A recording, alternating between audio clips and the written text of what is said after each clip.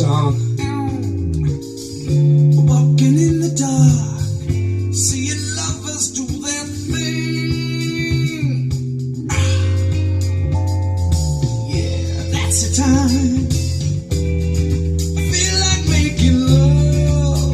I love this song. That's the time. I feel like making dreams come true. Oh, baby. When you talk to me, when you're moaning sweet and low, when you're touching me and my feelings start to show and grow, we are low. I have to do a disclaimer. This music does not belong to me. It belongs to Dan Finnerty. He is a comedian, and he did this song at the end of Starsky and Hutch. He's the bar mitzvah guy. And so I really love that song. I don't know why it cut out so soon, but whatever the hell. Okay, let's get started with the show. Like I said, this is a disclaimer that music does not belong to me. It is for entertainment purposes only. Let's get started with the show. I got a buddy in Detroit, Marshall E. Allen. I've been asking him to come out for years to come visit me.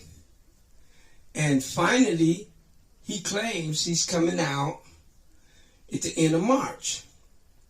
I'll believe it when I see it.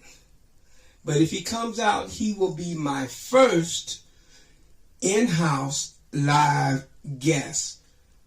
Hopefully it'll happen. We'll see. Now, let's get started with the Goldie Gossip news. I want to give my condolences to all the people that we lost this year. We lost a grip of really, really good people. Since ladies are first, we're going to start out with Betty White. She is a national treasure. A lot of you young people wouldn't know about Betty White, but she was the Joan Rivers of radio before TV was even out. Before TV, there was only radio. And women in those days weren't allowed to say pretty much of anything. But Joan Rivers, I'm sorry, not Joan Rivers, my bad, Betty White, she was a fire stick. And it really caught on with America. And she had a radio show for many, many years in the 40s, in the 50s. And when TV came along, she went right into TV and she worked her career right up until this year. Her birthday was in January. She was about to turn 100 years old. She didn't make it to the 100th year. She was only a few weeks short. She died at 99, and she is a national treasure. We love you, Betty White, and we're going to miss you, baby girl. But you will always be in the limelight and in our hearts. Moving on, Bob Saget. Man, we just lost Bob Saget. He is a national treasure as well. He was one of the members of Full House, one of the main cast members of Full House. And we want to give a shout out to his family and his loved ones and his fans. Shout out to Bob Saget. Let's move on to Louie Anderson. We lost Louie Anderson. You know, the big fat guy comedian with the gap between his teeth. I love Louie Anderson. He just passed away. So shout out to his family and his loved ones. Rest in peace, Louie Anderson. And last but not least, Meatloaf. We lost Meatloaf. Meatloaf was a rock and roll singer in the 70s. I love Meatloaf. He even did a couple of B movies. We love Meatloaf, and we miss you, Meatloaf, and we're very honored for what you gave to American culture. So shout out to all the people we lost. We love you guys. And let's move on. I want to encourage you guys to stay with the Wall Street Trapper. If you guys want to learn some financial literacy and how to better yourself, how to invest the way the rich people do without having to be rich, rock with the Wall Street Trapper. Now, I got a song, Wildin' Out. It should have been out last year. I haven't put it out because I can do it myself, which is ultimately what I'm doing anyways. I'm doing it myself.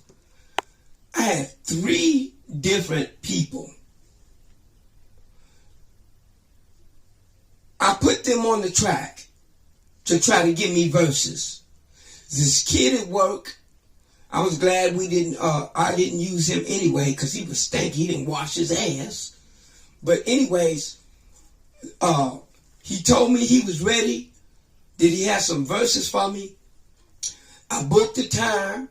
I was waiting for him in the studio. 30 minutes after he was late, I tried to give him a call.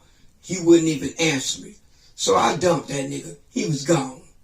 So I have a niece. Her name is Vanessa. And I tried to convince her that she could throw down some verses. She said she had some rhymes and stuff. She wasn't up for the challenge.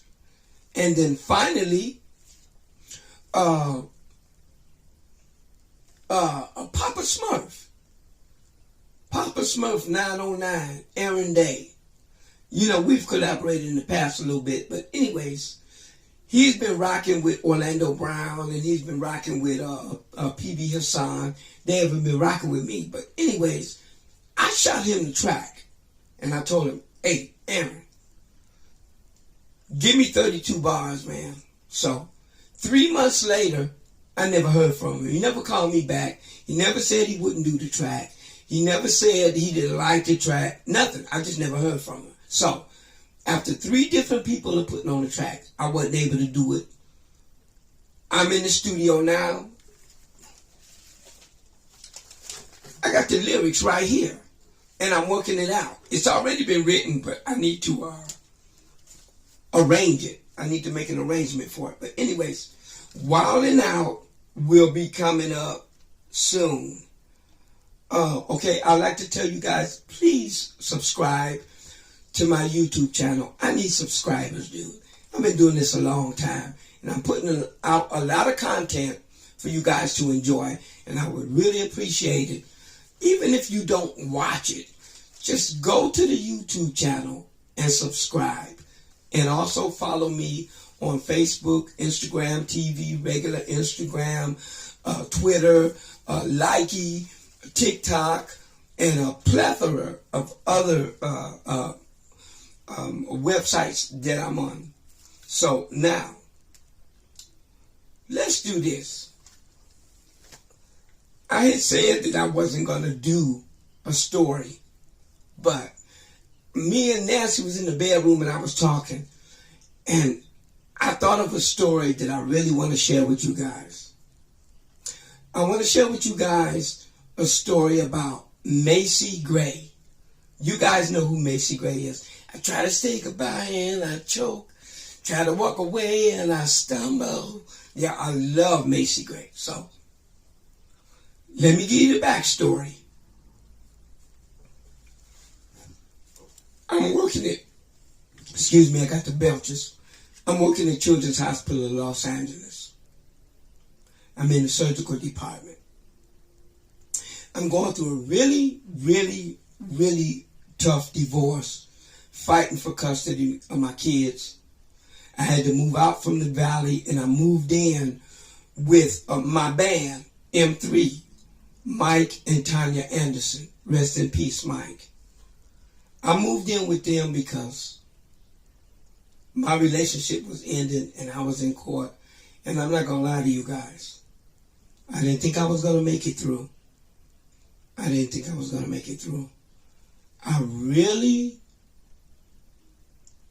had nervous breakdowns. I had anxiety attacks. It was killing me because I love my children. And I couldn't believe that I had to go through what I had to go through with my ex. But anyways, let's get to the story. I had a friend who worked in the hospital. She's a nurse. She worked in the surgical department as an anesthesiologist. And her name is Leslie Byram. She was my godsend. If it wasn't for this girl, I don't think I would have made it through. She was my godsend. She's a beautiful girl, Caucasian girl, natural blonde. And when I say natural blonde, the eyebrows, eyelashes, all of her body hair, everything was natural blonde. And it was the first time I ever had to hang out. It was the first time I ever had the opportunity to hang out with a natural blonde girl like this.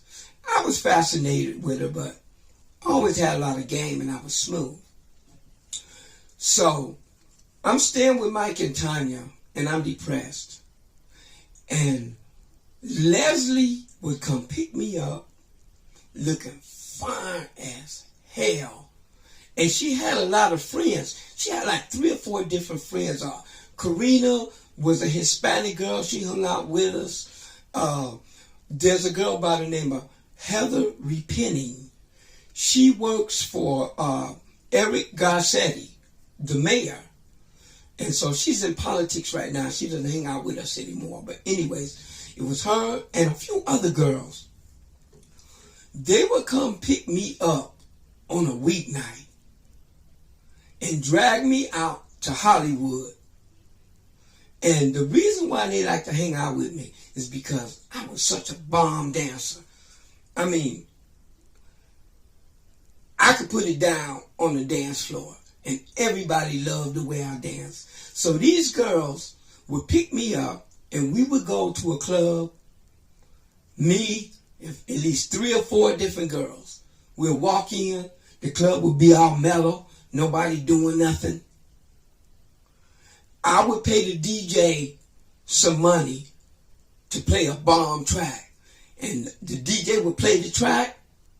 And when I get up on the dance floor, all 4 of these girls would crowd around me and I would put it down. And everybody in the club, they'd be looking like, damn, who is this nigga with all these fine ass girls? And I'd be putting it down on the dance floor and they would never dance with nobody but me. They wasn't dancing with nobody but me. And you know, that built up my ego. That kept me from going crazy with the shit I was going through with my divorce. And one time me and Leslie went to Las Vegas. We flew to Las Vegas for 3 days and 2 nights.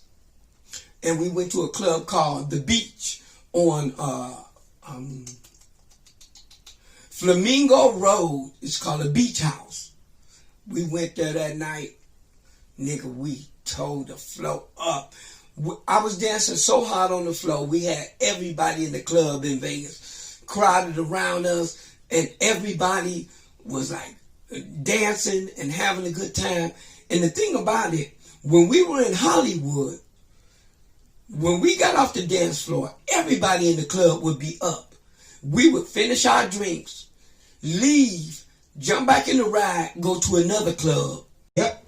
So we would go to another club right after that and do the same thing over and over. Everywhere we went, we had the club jumping and we would just leave. So one night, it's a Tuesday night. She always picked me up on a Tuesday night. It was never the weekends. It was always during the week. She got with me and we went. She had tickets for a band called Bones. The tickets were for a club on Hollywood Boulevard. And we went to the club. It was down in the basement. We went down in the basement. It was a very, very small club. It was so small that they didn't even have a stage for the entertainers. The entertainers were like at eye level, like where we are, but like I am to you. And the band Bones came out, and the lead singer for Bones was Macy Gray. I try to say goodbye and I choke.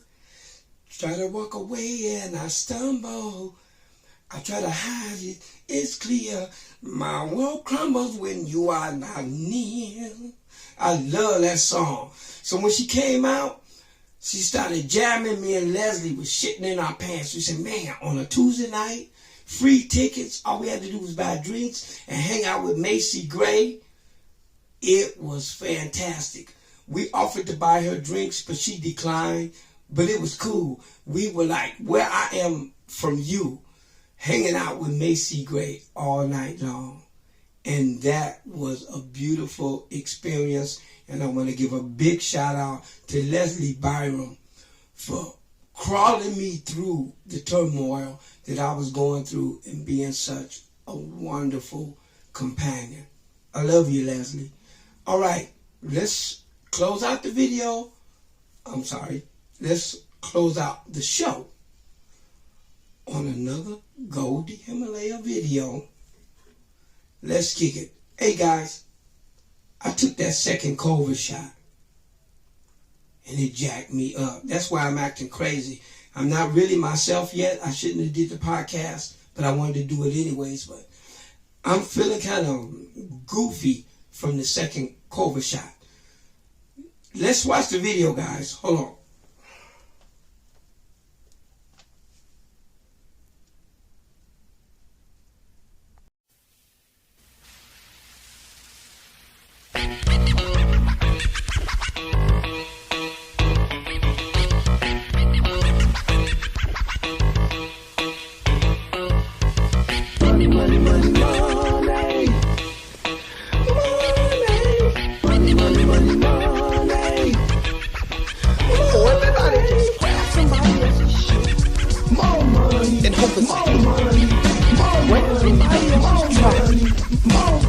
Don't pay him back.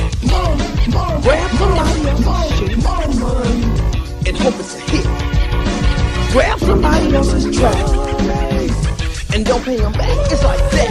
MC Hammer started the shit when he looped super freak. He was making it sound legit. I think he quit Nick just a bit, cause he didn't know how to create tracks with his own shit. Necessity seemed to be the mother of invention. Sample P track too numerous to mention. You best if I get you, I'm listening at you, but I manufacture. Wait till sample P here, it sounded like shit. Originality related. Everybody just tic-tac-toe ho, 3 in a row ho. Don't rate me, fa so-la-ti do ho. Yo, I'm a black man, sensitive as a rack man. You better got time to get my bitch and jump in the sack man, and still make money along with the honey. So much copy violation ain't funny. To grab somebody else's shit, slap it to rap, and hope it's a hit. That's so creative. To grab somebody else's track, slap it to rap, and don't pay him back. It's like grab somebody else's shit, slap it to rap, and hope it's a hit. Grab somebody else's track, slap it to rap, and don't pay him back. It's like that. It's like that. More money, more money, more money. Now somehow sampling 60 simply soared. Tupac Shakur CDs galore. Like James Brown, Godfather Soul. His shit got recycled instead of getting old. But my tracks and my proof for my validity. Motherfuckers try to think ahead of me. Allow me to interject. Hip hop on the internet, connect with the internet. Cause it is what you get. Now what you need to do is the licensing law, or how much to pay. Cause that's the way that they don't sue for 3% per sample a day. And you can work it out in your motherfucking own way. So look for me in the World Wide Net, cause what you're hearing is what you're gonna get. At www.tv.com, so type of bite you compare to see and hear the bomb. grab somebody else's shit, slap it to rap, and hope it's a hit. That's so easy. Go grab somebody else's track, slap it to rap, and don't pay her back. It's like that. It's like grab somebody else's shit, slap it to rap, and hope it's a hit. Grab somebody else's track, slap it to rap, and don't pay her back. It's like that. It's like that. It's like that. It's like that. When it all goes up,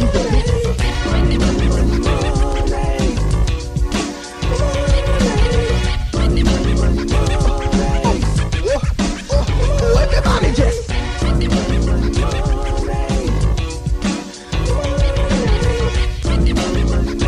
people will rob their own mother. People will steal from their own